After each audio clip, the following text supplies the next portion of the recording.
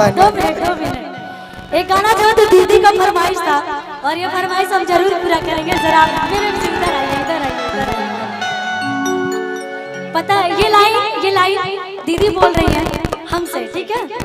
ये हमसे बोल रही, मैं नहीं गा रही हूँ, ये डिम्पल दी गा रही है, यूँ समझ लीजिए। दीदी ऐसी सुने की कुछ कहो। दीदी डिम्पल दी गा रही, हम नहीं गाती गाना। दीदी कैसे कि अरे हम हैं यूपी बिहार वाला हवे, अच्छा हीरो है हथियार वाला हवे। ये लाइन डिम्पल दी बोल रही है कि अरे कर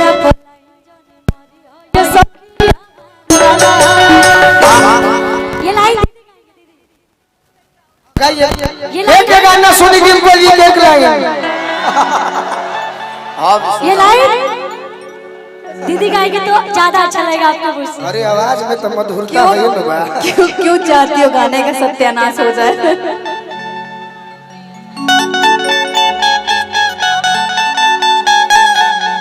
कि हम हैं यूपी वो बिहार वाला हवे। बहुत अच्छा गाता नहीं रघुरा, बहुत बढ़िया। हीरो है हमार वाला हवे। अच्छा ओकर के दिल जनी दी है करे जा ऊ हमार वाला हवे। क्या बात है कि अरे हम हैं यूपी बिहार वाला हवे, हीरो है हथियार वाला हवे। हम हैं यूपी बिहार वाला हवे, हीरो है हथियार वाला हवे। कि ये करा बोलाई जनी बोल है सखिया, ये करा बोलाई जनी बोल है सखिया वाला हवे। ये करा बोलाई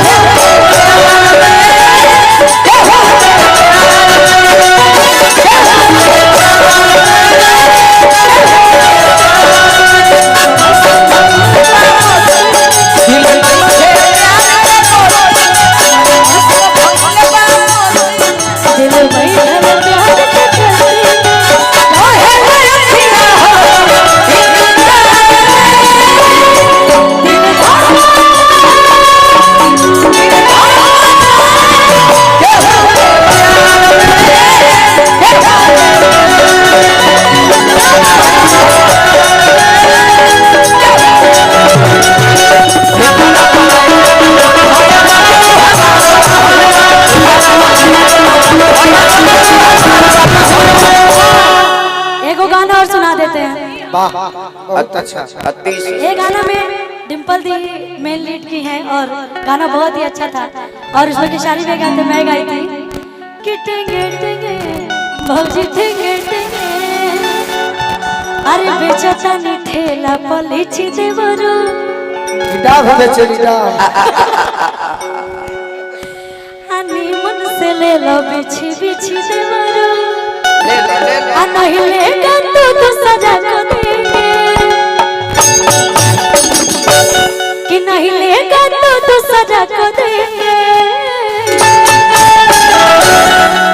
तो कैसे करें कि लेंगे लेंगे भौजी लेंगे लेंगे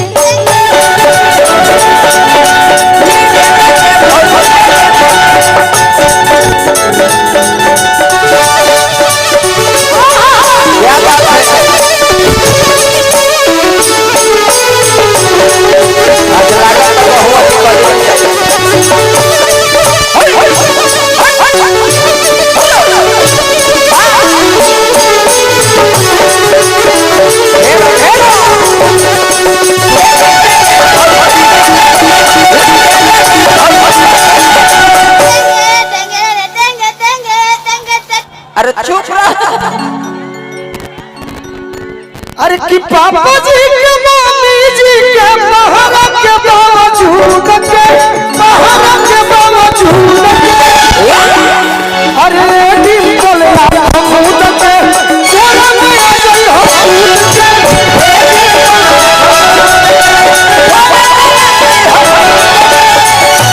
तारा के सगा दन के ना हाँ जी बिल्कुल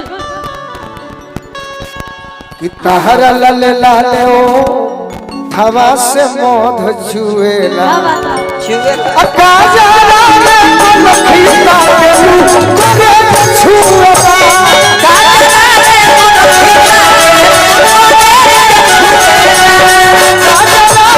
मलखीता के करे छुएला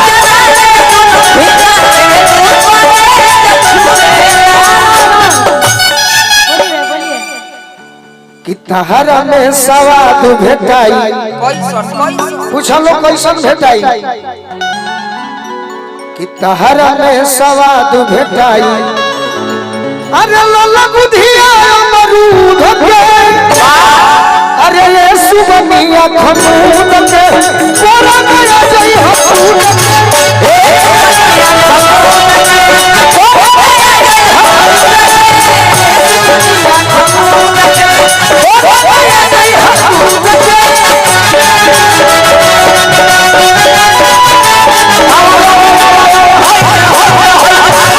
एगो गाना और डिम्पल दी के फरमाइश बा